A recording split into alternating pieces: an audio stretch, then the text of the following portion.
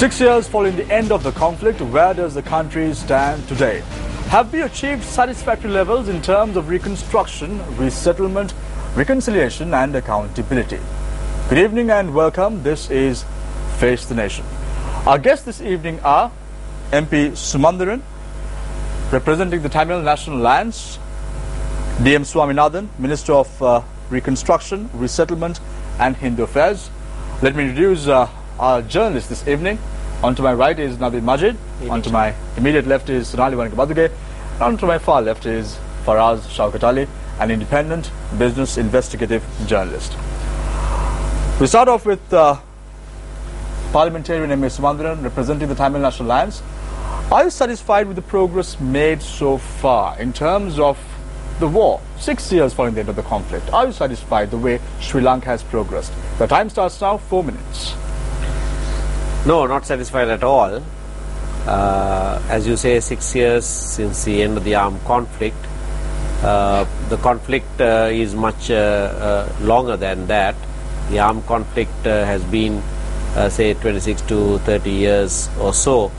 But the conflict itself, which gave rise to an armed struggle, is of a much longer duration and is essentially one that is political in nature.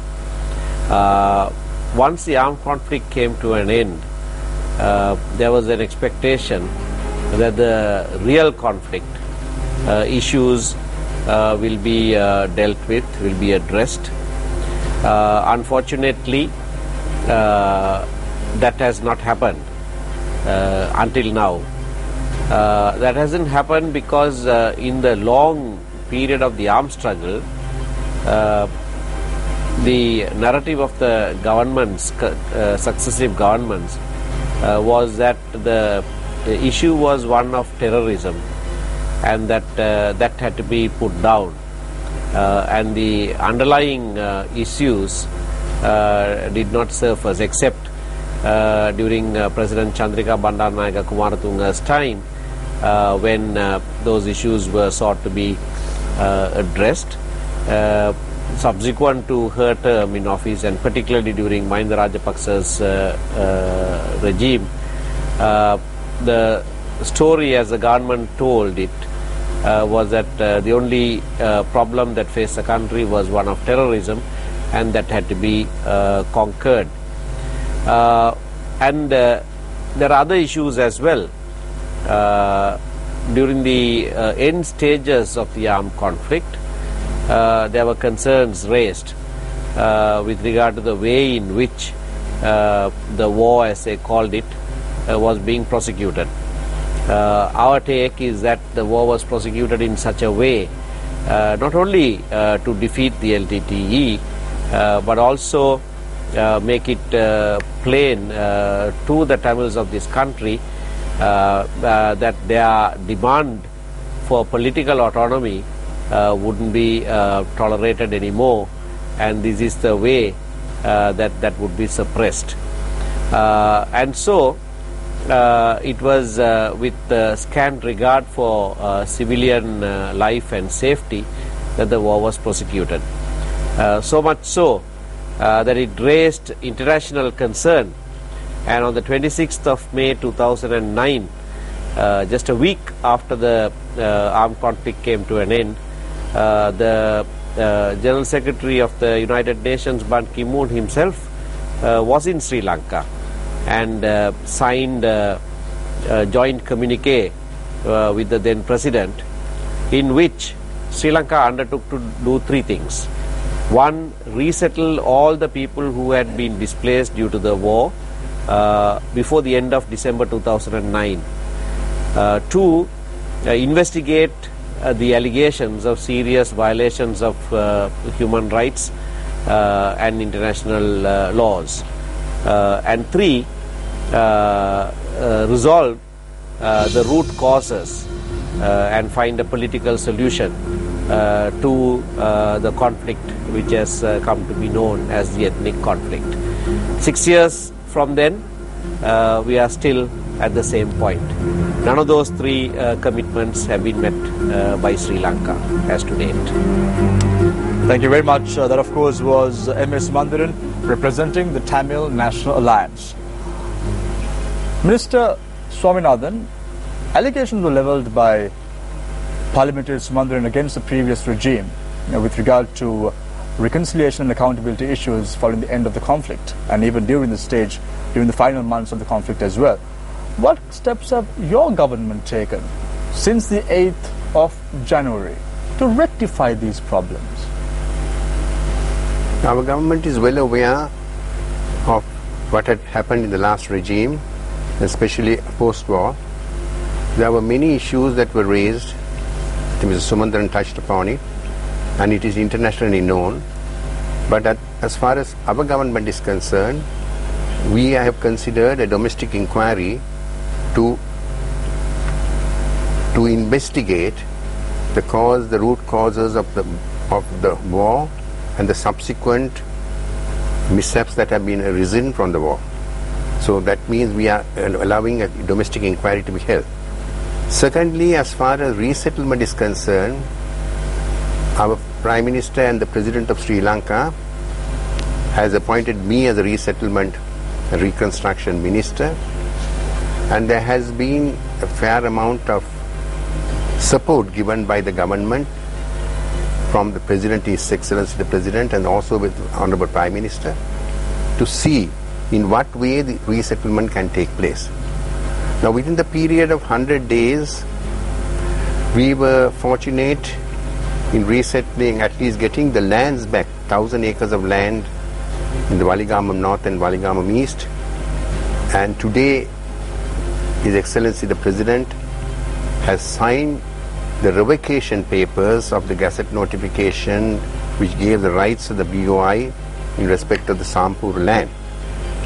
And there again, there is about 808 acres of land which probably will be given back to the landowners. Another 274 acres of land which has been owned by the Navy has been negotiated with the Navy, and the Navy officials and the commander has agreed that they will relocate themselves, and that 274 acres of land also will be given to the person who owned the land. So therefore we have got about 808 acres plus another 274 acres.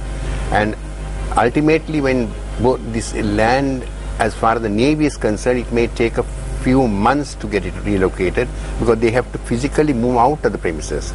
We are trying to negotiate as soon as possible how we can do that. But as far as the other Sampur, the land but the BOI owned, is in a position, we are in a position to hand it over to the respective landowners probably in about 10 to 2 weeks, because there again we have to get the land commissioner's signature and there are some formalities to go gone through.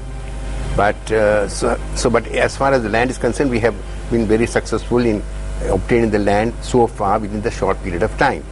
In the other way, we have also considered, and we are considering with the Defense Secretary and the Land Commissioner and the Land Secretary and our ministry, to see whether we are in a position to obtain further land that has been unutilized by the military and the Navy as well as the Army, whether we can obtain those lands and give it back to the true and lawful owners.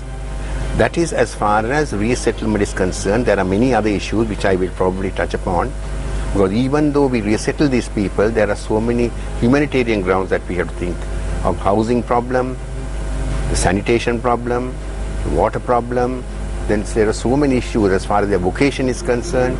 We just resettle a person, they will want to say next day in the morning, how are they going to live for the day? So there are so many factors to be considered, and all those issues have been looked into by our ministry, and with the cooperation of the United Nations and their respective organization, they have been very, very cooperative as far as our ministry is concerned to bring in a good or a reasonable resettlement program. Thank you very much. That, of course, was Minister D.M. Swaminathan, Minister of Reconstruction, Resettlement and Hindu Affairs. Now, just a reminder to our viewers, you could also pose questions to MP Sumandiran and also Minister D.M. Swaminathan. Just join our Facebook page, Face the Nation on MTV Sports, and we would love to take in your questions and pose it to the Minister and the parliamentarian representing the Tamil National Alliance respectively. So let's start the Q&A from Sonali today. Yes, Sonali? Thank you, Shamir. Well, my first question is for you, parliamentarian. You said there was a suppression for the cause for political autonomy. Now, this is a very broad statement. In light of measures that have already been initiated to enable reconciliation and reconstruction, could you outline for us what more are you talking of? Well, the root causes have to be looked at. The root cause of the conflict is one of majoritarianism. The country attained independence in 1947 or 48, and one of the first pieces of legislation that was passed deprived a section of the citizenry of their very citizenship using the majority vote in parliament. So that is the root cause of the conflict, which later manifested in several different ways, of one language being preferred over the other, and so on and so forth. Discrimination in the fields of education, in employment, education, tertiary education, when Tamil students were kept out through standardization, was when they came into the picture, which until then was mostly a political hierarchy issue, and the youth came into the picture and took up arms. So that issue has not been resolved by defeating the LTTE. LTTE was a manifestation of a larger issue, and what I said was that the way in which LTTE was defeated, particularly in the last phase of the war, was such that the root causes also should be suppressed, that nobody should voice or bring to the fore the actual conflict, because if you look at the history, whenever the Tamil people raised these political issues, they were roundly beaten. Violence was practiced on them in 1958. With respect, we're in 2015 now. Yes. And you are speaking of political autonomy. Yes. This is a democratic state with the sovereignty that vests in the people, and there's a territorial integrity that is respected. So in that framework, how do you propose to get this political autonomy? Well, democracy doesn't mean a simple rule of the majority. That will then be absolutely tyranny. So when there are different peoples inhabiting the country, there must be measures put in place to ensure that one does not oppress the other merely because democracy is one feature is majority rule. So we have to have a arrangement in which there is power sharing worked out, and one of those ways is to share powers with the regions, so that people who are in the minority in numbers in the whole country may be constituting a majority in certain regions. So at least in those areas, if some measure of governmental power is given, they can exercise it in the manner in which they like to exercise it. So these are the power sharing arrangements that I am talking about. In 1987, a particular scheme was brought into operation precisely for this reason, but that largely remains not implemented. Most important features of that amendment are not implemented. Moreover, it's accepted by everyone concerned that it doesn't provide a meaningful scheme of devolution, and that is why ever since it was enacted, successive governments under successive presidents have tried to work out a way of improving on that. 1993 under President Premadasa, under Chandrika Bandaranaike Kumaratunga, several efforts, and even under President Rajapaksa, an APRC and an expert committee all of that he appointed. Honourable Sumandran, Yes. I'm sorry to interrupt, but there appears to be a growing sentiment among the general public that the TNA have become the perpetual accusers. There are always allegations that are being levelled by the TNA, but there are very rarely solutions being brought to the table. For example, let's take the last presidential election. The Tamil National Alliance played a major role, especially in the north and east, in bringing President Sirisena into power and this government into power. Now, since being brought into power, as Minister Swaminathan said, they've made some progress, especially in the areas of resettlement and giving lands back to their original owners. Why has the TNA not joined this government in the form of, for example, a cabinet portfolio? Is it because it's difficult to govern and it's a lot easier or comfortable to accuse and stay in opposition? No, I wouldn't agree with you that we are perpetual accusers. When President Mahinda Rajapaksa had talks with us in the year 2011 from January to December, we were the ones who proposed a solution. First round of talks, second round of talks, third round of talks, we presented papers for solution. There was no reply that came after 5 months and 7 rounds of talks, and then we had to leave the table, then rejoin it again, even without a reply from the government. So we have always proposed a solution. But what is that solution? What is the solution? The whole country knows what we proposed from 2011. What we kept on the table is public knowledge. The implementation of the 13th Amendment. Well, the implementation of the 13th Amendment and going beyond that to achieve meaningful devolution is a phrase that the Mahinda Rajapaksa government has constantly used in joint statements with India and various other people. We have accepted that. What do you but mean it has never been put into use. I think so it is wrong to say the question that we are would be, accusing. Our accusation is that government has been paying lip service to the full implementation of the 13th Amendment and going beyond. And Mr. Madhavan, what is the position now? What is the position now? Well, the position now, I do acknowledge that there is a movement forward. And that is why we supported President Maithripala Sirisena at the election. We are continuing to support. We supported the 19th Amendment very meaningfully. We work with Minister Swaminathan and his ministry in getting the people resettled. We are constructively working.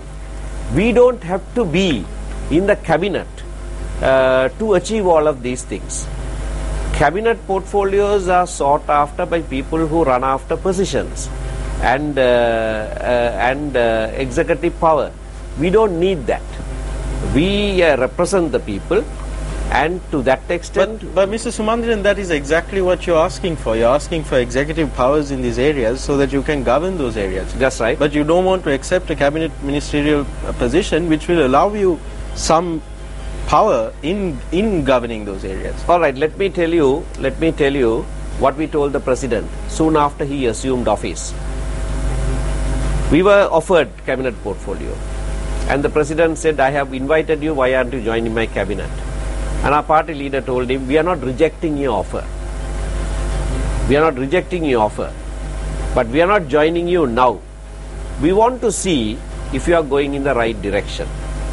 And if you do go in the right direction, in time we will reconsider our position. Minister Swaminathan, are you all moving in the right direction? For example, do you see a meaningful implementation of the 13th Amendment under your government? Yes, as far as our government is concerned, we are very meaningful to see that the 13th Amendment and the provincial council system is properly functioning. So there has been an election, there has been a chief minister, and there was, at that time they said we don't want the military governors. Then we have changed that into a civil governor, and we are very happy with the present governor at the moment, Mr. Palyakara. And he is the governor in the northern province, and even the eastern province we have got Mr. Austin Fernando, who is also a senior civil servant. And Minister, is your party for the full implementation of the 13th Amendment, including will you give them police powers as well? Yeah, that question has to be looked into at the correct stage. As far as police powers are concerned, there has been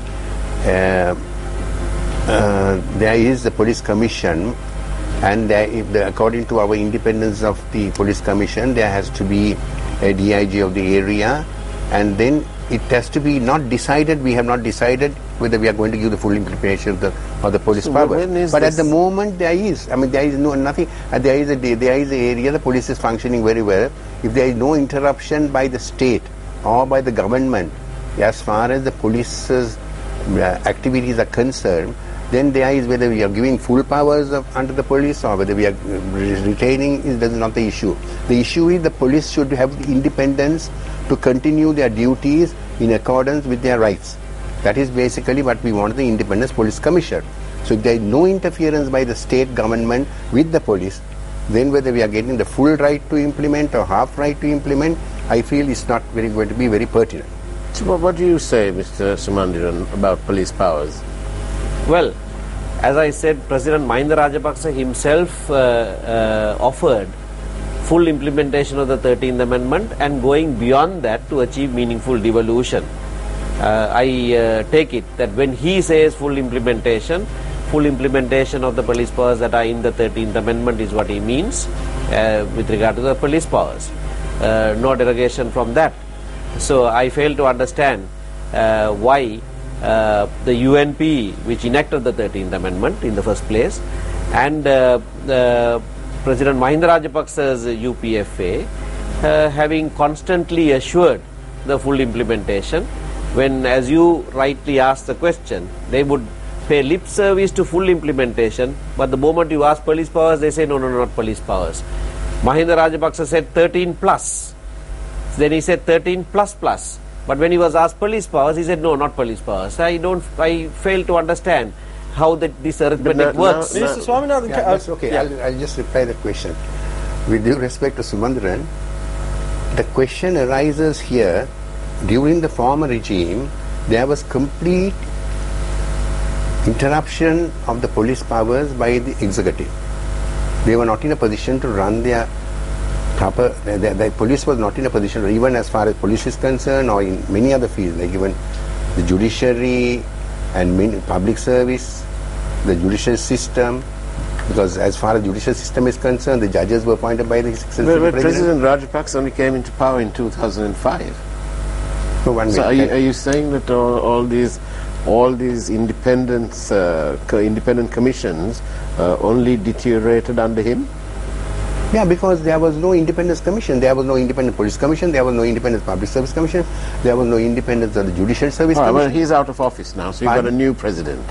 Yeah, that's what we have brought. So what about the police powers? The 19th Amendment has been brought in. We have brought in the Constitutional Council. We have brought in the new commissions that are going to be appointed. But you've forgotten all about the 13th Amendment and the full implementation of the 13th. The full implementation of the 13th Amendment in concurrence with the 19th Amendment will give the full powers virtually to every provincial council. When you mean virtually, what you mean is without the police powers? No, with the police powers, because that's what I was exactly trying to say. Whether you are going to give full police powers or not, if the police can implement their duties and if the DIG from that area can carry out his duties in accordance with the law of abiding law citizens, then the full powers have been given. Mr. Swaminathan, my question though is this. Now, our country, we're infamous for constitutional amendments. In the past 4 decades, we've had now 19 amendments. We are still to implement an amendment that was passed 3 decades ago. How successful will we be in implementing the 19th Amendment? Considering the fact that even the 17th Amendment, which was a hodgepodge affair, was never really implemented in its spirit. No, 19th Amendment has already been passed. The question of now the implementation. Exactly. That's what I'm trying to say. The Constitutional Council will be appointed, which is going to be done before the end of this month, end of June. Once the Constitutional Council is appointed, then the Constitutional Council's appointment with the concurrence of the President will appoint the relevant commissions. There's a police commission, etc. And they will continue to carry on their duties without any interference. But on the subject of the Constitutional Council, well, the Constitutional Council that has now been approved through the 19th Amendment is not what was initially promised. Yeah, probably. So that has been done with concurrence of the opposition. I mean, there was no other alternative because we didn't want to get out of that. Mr. Swaminathan, a quick question. At least there are two pluralistic point of view, two from outsiders, and others are going to be the members of Parliament, the President, the leader of the opposition, the Prime Minister and the Speaker. So at least there is a Constitutional Council. Minister Swaminathan, a quick question. During his address to Parliament, Prime Minister Narendra Modi said, I think even MP Sumanthiran was present in Parliament when he made the address, he said that the country should go beyond the 13th Amendment to the Constitution. What was he referring to, saying going beyond the 13th Amendment? That's exactly what I am trying to convince you. Whether we are going to talk about 13th Amendment or more, what we have to do is, if this correct implementation of these commissions are being done, then whether we are going to 13A or 13 plus is being done.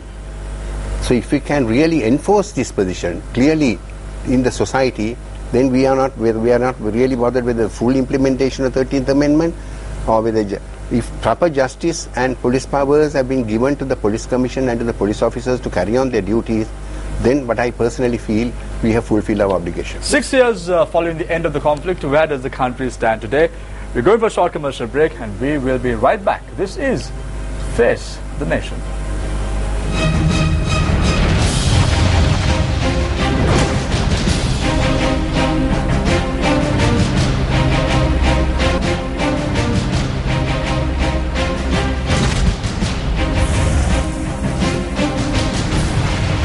Welcome back. A very good evening to you. This is Face the Nation. Minister, your time starts now with regard to the second round. You have 3 minutes each, Parliamentary Sumanthiran as well. Starting off, I have a question for you. You said Sri Lanka is moving in the right direction. We are now moving towards extremely strong international relations in your opening remarks. However, MP Sumanthiran made a very interesting remark. He said that following the end of the conflict, how things unfolded during the final stage of the conflict was not right. And there might be some sort of problems with regard to the mentalities of those living in the north and east. What steps have you all taken with regard to this? It's a very interesting remark. Does that mean there is a resurgence of the LTTE once again in the country? And the second question is, where does your ministry find the funds? One of the allegations leveled at your ministry is the fact that reconstruction has stalled in the north and east since 8th of January. The 3 minutes starts now. As far as resurgency of the LTT is concerned, I think that is not a favorable question to be asked, because as far as the LTT is concerned, it's an organization which has been now brought to books, and they are no more as far as the document as far as they are concerned. But as the question is, as far as the Tamils of the northern province are concerned, as Mr. Sumanthiran very clearly said, there has been certain issues as far as the conflict is concerned. Now, as far as our government is concerned, even today our foreign minister has very clearly stated that there should be a domestic inquiry to consider whether there has been any unwanted and unruly amount of people killed in the last stages of the war. And if the proper domestic inquiry is being held, it can be solved to a great extent, that the people of the country of the northern province can be satisfied to a certain extent. So that is the way that I am thinking of. That is the way that we have to look into. The second thing is, as far as, what was the second question? With regard to... reconstruction, You say reconstruction has completely come to a standstill. I do totally disagree with you, because as far as, first of all, to do the reconstruction, we do the resettlement. Without the lands, you can't reconstruct.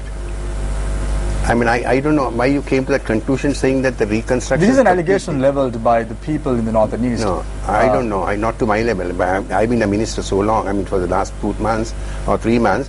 But there is nothing to that extent. First of all, we have to get the lands cleared out. We are giving the lands. In the same way, I am in close contact with the United Nations organizations. In fact, I've even met them today in the morning.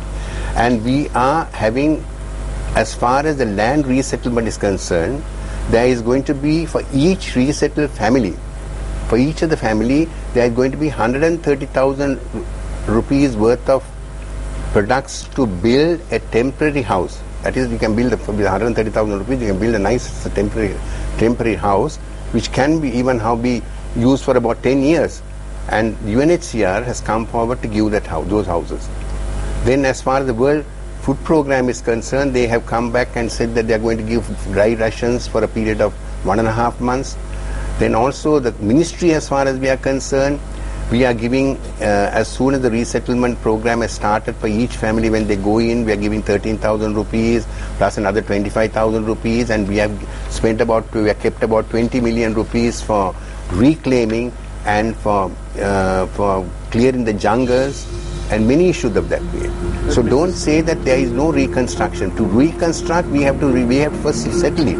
Once the settlement is done, then we have to go through as far as the reconstruction is concerned. Where do you find the funds to do this? The funds probably will be giving, the government will give us funds, then the United Nations organization will give the funds. There can be foreign donors who are coming the front. There can be even the so-called diaspora or even foreign investors can come in. The funds can come in. Is there an allocation right now? Pardon? Is there an allocation made by the government right now? No, there is no allocation at all. Financial allocation.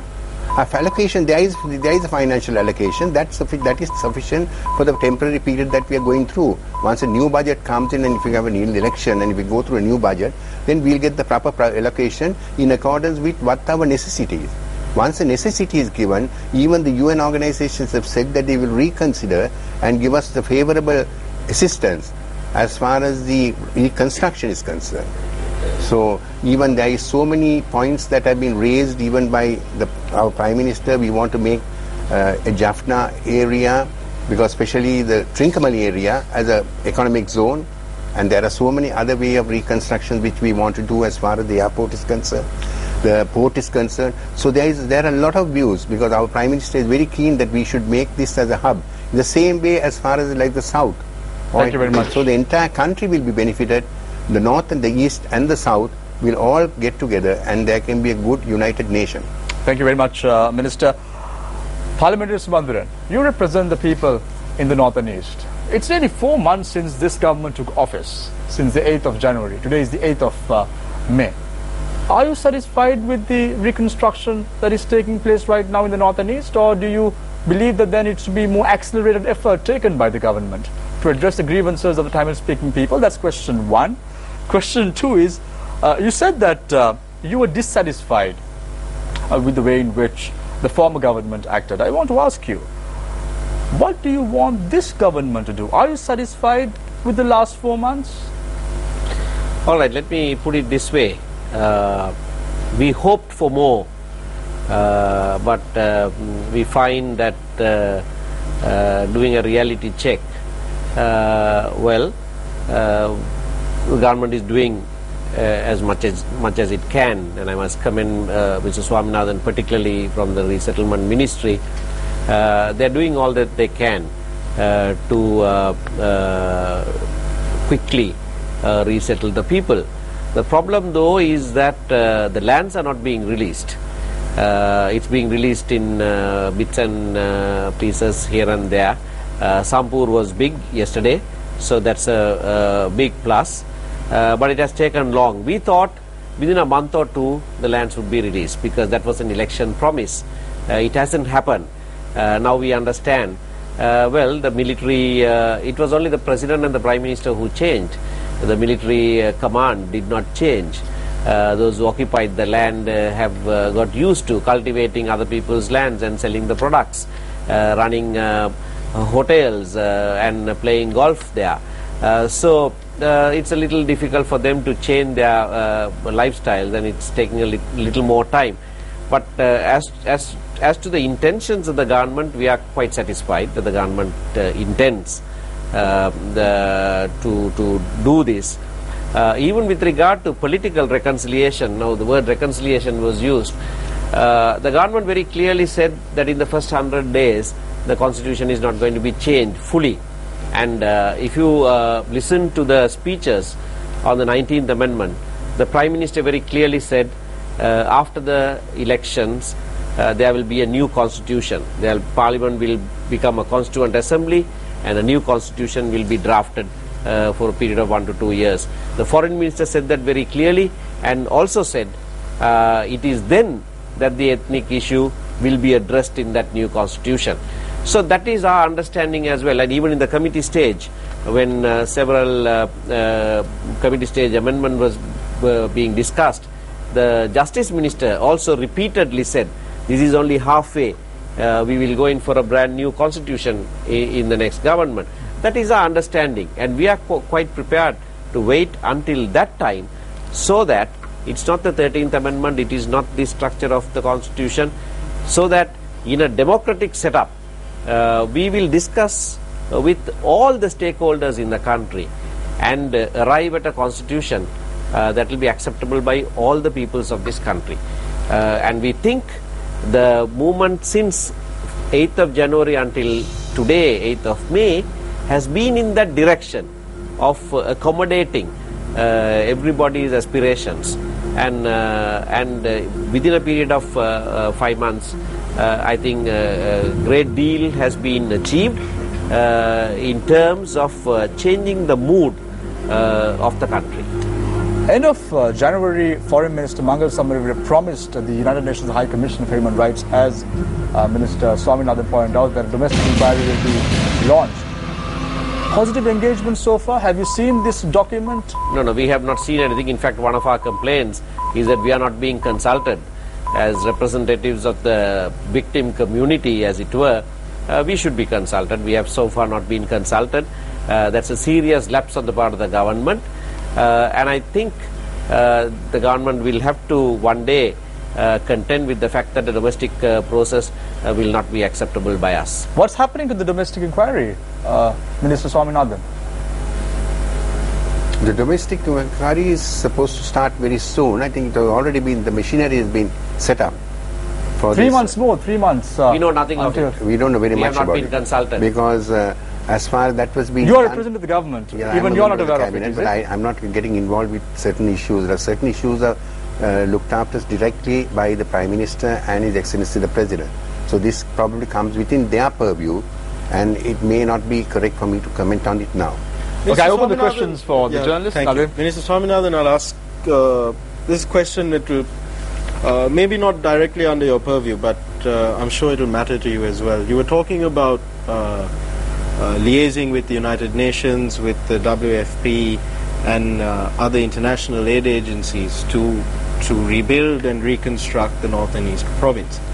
I'm sure you know the history of the conflict in our country brewed or stemmed from this whole notion of favoritism in the treatment of the different communities. Aren't you fearful that when all of this is being done in the North and East, that for example, let's say the Monoragala district, which according to the Department of Census and Statistics is the poorest district in Sri Lanka, aren't you fearful that when all of this is being done in the North and East, if similar attention is not paid to the South as well, that it will be a bone of contention and could foster future conflict? Certainly, I totally agree with you. That's what I mentioned that. If you are going to make Trincomalee as an economic zone, the same way you have to consider the southern area also. It has to be done simultaneously. I made it also clear to you that the north, east, south and the west all have to be developed together as one nation, and then only we can get our aspirations as far as Tamils, Sinhalese and the Muslims or the Burghers and whatever religions there may be, we can live together as brothers and sisters. Given that several development projects in the south have been halted because they are under review, do you think that the government is not acting fast enough? The question here is, the earlier government was ruling for 10 years. They have done the development program. We can't within 3 months come and say whether that is in order. There are so many payments that have to be settled. There are so many issues that have been looked into, whether they have given the tenders in accordance with the law, rule of law. So those will all have to be considered. But even subject to all that, our cabinet has decided a few weeks ago that certain immediate reconstruction programs like roads, which have to be looked into immediately, are going to commence straight away. Sonal? Yes, my next question is also to you, Mr. Minister. President Sirisena in his Independence Day address said he would, and I quote, unite the hearts of the people of the North and South through a national reconciliation process for coexistence.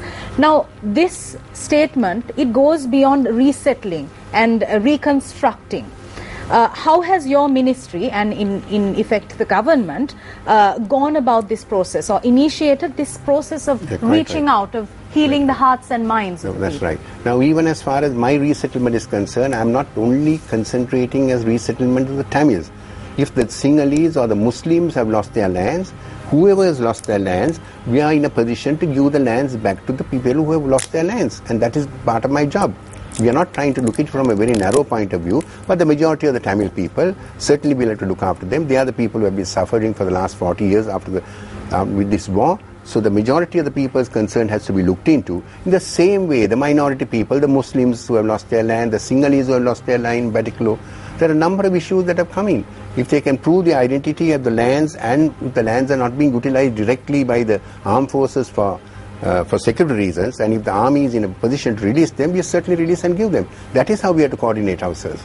We have to work together with all community at large. Right, but if we go beyond giving back the lands to the people, what if we were to look at healing the hearts and minds of a wounded citizenry? What are the measures that your ministry has taken? No, the healing of the hearts, I must see what the healing is, what is the illness that is suffering from. A conflict-stricken people. Conflict-stricken Mr. people, Sumanthiran, okay, that is in the north. But the southern area is not conflict-stricken people. Absolutely. About the people in the north and east, how has your ministry, or what measures has your ministry taken? Quite right. So as far as the north and east is concerned, if you can economically give a viable situation where the people of the north and east can live in an economically progressive environment, if that can be given, the people's mind will be resealed in one. Education facilities will have to be given, the schooling has to be given, universities have to be provided, the hospitals have to be provided, the roads have to be provided, and as far as they are concerned, farming, there are a few major issues like the farming, the fishing of the areas have to be given. Today the farmers are, as Mr. Sumanthiran very clearly said, have been deprived by the army because they are having their own farming, they are selling their own goods, by depriving the farmers of the northern province from selling their items because they have to sell it at a higher price. The army has got all the facilities, they are selling it at a lower price. Let me... Yes, you can interrupt, Minister. I would disagree. I mean, I'll agree with him on the issues that he identified, but that scratches the surface. The other day, a lady was offered 500,000 as compensation for the son who went missing after being handed over by her to the security forces. You know her response? She said, I will give you 500,000, will you bring my son back? It's not economy. You see, the question that you asked about hearts and minds, there are, even before the commission appointed by the government on disappearances, more than 20,000 complaints of disappearances, most of them by relatives who handed them over to security forces and can't be found. That's a very serious issue. You can't just talk in terms of reconciliation, building a house, go back, payment of money. That without truth being ascertained, there can't be any. That's right. My question, I'd like to. I agree with him totally. I agree with him totally, but I didn't touch upon that yet. I have not touched upon that subject yet. As far as the Paranagama Commission is concerned, there has been, as the Honorable Sumanthiran very clearly said, there has to be more than 15 to 18,000 complaints made. At the moment, within the last 1.5 years, the Paranagama Commission has only heard about 1,500 complaints. There are people who have lost. There are people who are weeping. Their families are suffering. I have not touched upon that. I think I totally agree with him. These are issues that has to be looked into very urgently, which the Ministry of Justice is looking into the matter. We are looking at the people who have been in custody for so many years. Some are in custody for more than 20 to 25 years. Not even a charge sheet has been given, and they have to be released. And even the President is well aware of that. The Prime Minister is well aware of it. And I think our Justice Minister, as well as so many other institutions, are looking into the matter. And as far as the missing people are concerned, it's a very serious problem. This is not an issue that has been brought forward by this government. It is a legacy that we have received, and we are trying to our best to see how we can eradicate that situation. As we get 500,000 rupees not going to serve. We want the life of a child. We want the life of our own son. That people are weeping. I totally agree with you. But the question remains, we are looking into that matter in a more humanitarian way, and I hope that we will be successful. We have a question from one of our Facebook fans. MP Subandran, because he was talking about those of missing persons, the minister. The government, according to media reports, has requested the TNA to submit a list of persons in detention to initiate their release. Is such a list available with the TNA? How can the TNA give a list of detainees when all that is available with the government? You see, 3 years ago... there's a new government in place. Well, 3 years ago, the previous government facilitated a process by which I went to every prison and I prepared a list. So we did have a list. But we had to update that, and recently, in consultation with the Solicitor General and a team that was appointed, we have agreed on the figures, and the Minister of Justice himself has done his own survey, and it's about 723 or so. Have this document been given to the government? Well, yes, I gave it to the Attorney General's department, and it coincides almost, 725 is my number, and 723 is the Minister of Justice. I think we've agreed that that's accurate. Another question, Minister, another question, a quick one. The TNA said that they cannot work with a military governor. However, now there is a civilian governor. Your comments on the appointment of Mr. Palihakara as a governor of the Northern Province, replacing the military governor. What has the TNA done so far in the north? We welcome the appointment of Mr. Palihakara and Mr. Austin Fernando for the east. Both governors have been very constructive in their approach and in their dealings with the elected provincial council, and the TNA majority council in the north, and in the east also we are now part of the administration. Two ministers are from the TNA. They are working very well with the two governors. So I don't understand the question, what have we done? We are working well with the two governors. I have Questions a again? question, Shamir. Minister Swaminathan, this question is for you. I believe it comes under the subject of resettlement. This is to do with the alleged resettlement of or unauthorized settlement in Wilpattu, in the northern sanctuary of Wilpattu. Minister Rishad Badiuddin convened a media briefing yesterday. He maintains that this is not a sanctuary. However, we've seen a lot of environmental groups that are saying that this settlement has been placed there by clearing out a sanctuary, a forest conservation sanctuary. Now this is becoming an issue. There are elements which are attempting to use this issue to their advantage. Don't you think this should be nipped in the bud? Have you, as the Minister of Resettlement, had any discussions with I have the Wildlife not had Minister? any discussion at all with Mr. Rishad Badiuddin. If it has been done, if the Wilpattu, the sanctuary has been destroyed, and if it has been given to the public at large, it's a very serious matter of concern. So we have to study that issue. I can't make any comments here openly. If that is correct, and if the factually what you say is correct, then we have to see what the recourse has to be. But this is an issue that it's not new, it's not recent. I think it's been prevalent since about last year. Has your government more than that? Yeah, has your government taken? Well, I have a comment to make on that. You see, sanctuaries are important, but the lives of people are more important. So resettling those people have been taken either to the edge of the sanctuary or within the sanctuary. We need to check on that. But why has that happened in the first place? Because they are unable to go to the place where they originally lived.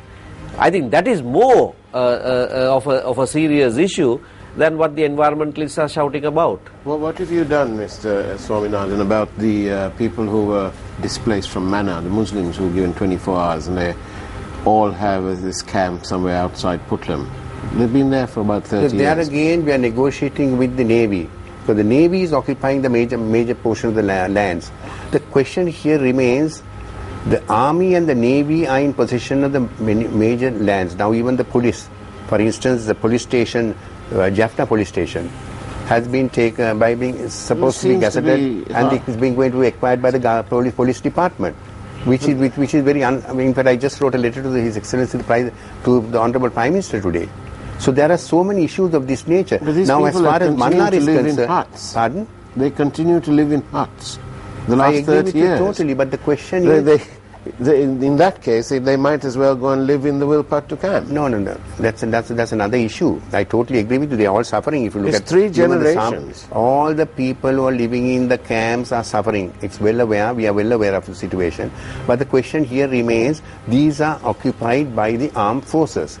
This is not a thing that I can do it within 2 months or 3 months. We are negotiating with the army. How long will it take? No, we are negotiating with the Navy. They have been very cooperative so far.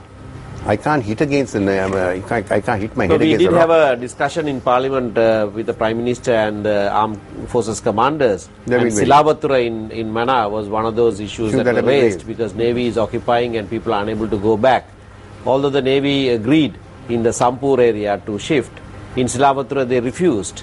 But as the Honourable Minister says, efforts are underway by the government. First, I think the approach is to try and persuade the military that there is no armed conflict at present and they need to sort of, change their whole outlook to one of peace times and arrange their affairs. We have to go for a short commercial break. I'm extremely sorry to interrupt really? you. Okay. So we're going for a short commercial break. We will be right back with the closing remarks of Minister D.M. Swaminathan and Parliamentarian M.A. Sumandran.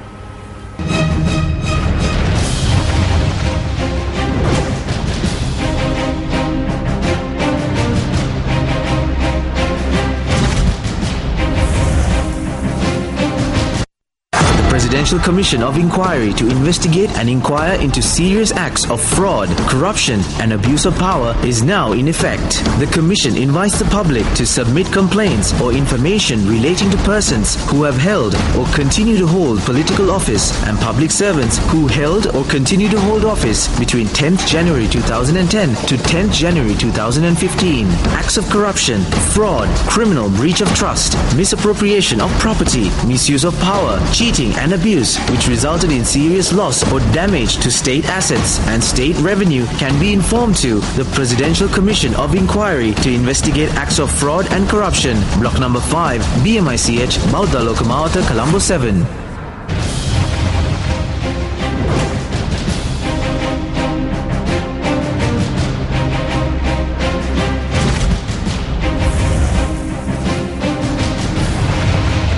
Welcome back. This is Face the Nation. We are talking about 6 years following the end of the conflict.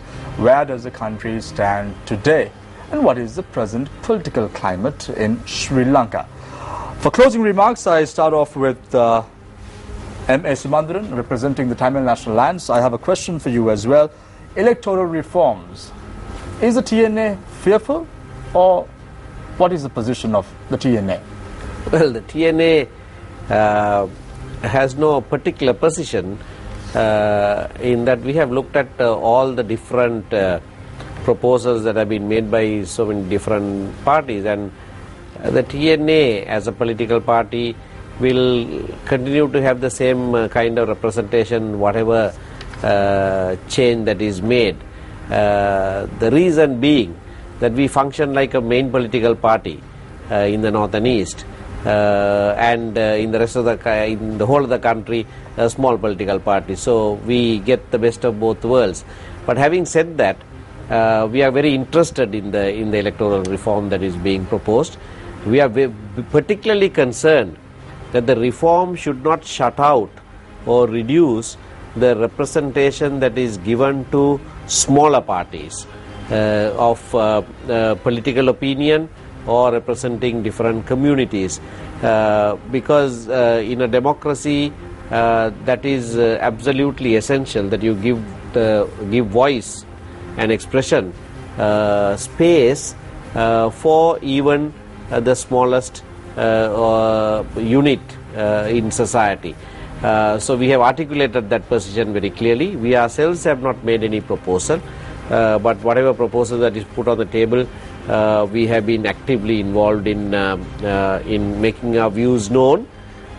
We have broadly agreed on a mixed electoral system of FPP and PR, but the ratios and the manner of election and so on and so forth, there are various different models that are being proposed, and no one has we are not near a solution than when we started this process. 6 years following the end of the conflict, where does the country stand today? Well, the country, with regard to, in reference to the end of the armed conflict, the country has now made a turn for the better. It was going downhill the last 6 years or 5.5 years, but I think beginning this year, a definite change has occurred, and the government has been remarkable in what it has been able to achieve. For instance, reduction of the executive powers of the president. For 20 odd years, governments with majority in parliament wouldn't do it, but here we have a minority government being able to do as much as it could. So we only hope that this change and this new broom effect will not diminish, but it will actually strengthen beyond the next general election. And the direction in which the country has been set from the beginning of this year will remain, and we will not go back. Very quickly, parliamentarian, turn for the better. Isn't it too early to predict that? No, the turn has occurred for the better. The only caution that I would administer is that we should remain in that course. Minister D.M. Swaminathan, for your closing remarks, I throw a question to you. What is the way forward for a country like Sri Lanka? Are you satisfied with the commitment made by minority groups like the Tamil National Alliance to help you all rebuild the country? Yes, certainly. We are working very closely with the Tamil National Alliance and with all the other parties that they want to work with us. We are in coordination with them. There is no issue whatsoever. Now, as far as the country concerned, we are at least having a democratic setup here. We are seeing a situation where democracy has blossomed in this country, where we did not have democracy. If you look at the 19th Amendment, we can see how the democratic setup came. For 2 days we had the debate. For more than till 11 o'clock in the night, the certain amendments were being discussed, and that shows the democracy of the country. When the 18th Amendment was brought forward, it was within a couple of hours, everyone raised his hand and the entire thing was passed out without any sort of proper debate. So therefore, what I am trying to say, that is one issue. The second issue is that the amendment has been brought in, as Mr. Sumantharan brought, the powers of the president has been reduced, and there are certain ways of even the powers of the prime ministers have been spelled out very clearly, the cabinet of ministers have been spelled out. There is also the other reasons to say that as Constitutional Council is there, which is a very important factor, which gives in all the powers as far as the commissions are concerned. So you can see the democracy has blossomed. And also we have given the media freedom to people. They can make any comments and criticisms. UNP has been also criticized in a number of issues. Our Prime Minister has been criticized throughout for no reason. A person who was a visionary and a fairly competent person as far as our party is concerned. A very honorable and a respectful man. So therefore we are given media freedom. There are no white vans. There is no abduction of anyone being taken away. So the entire democracy of the country has blossomed. And that is what the people of this country need. And also, don't forget that the cost of living has come down. We are bringing a lot of other factors to bring the cost of living down. The petrol prices have come down. The gas prices have come down. So there are a number of issues that have been brought forward by this government within the short period of time, where the entire society is uplifted, and that we can see that there is a progressiveness in this country. Thank you very much, Minister D.M. Swaminathan, Minister of Resettlement and Reconstruction, and also M.S. Sumantharan, representing the Tamil National Alliance. He's also a parliamentarian. Thank you very much, gentlemen, for joining us. Thank you very much, Nadeem, Sonali, and Faraz. I'm very sorry to cut you short, Faraz, before, but next time you will get the opportunity to pose more questions. On the 8th of January this year, people elected a government with a bundle of hopes. Have they been able to fulfill these promises? Words have to be transformed into action. At the end of the day, it's the people's franchise that matter. They can choose and they can throw out. Thank you very much. This is Face the Nation.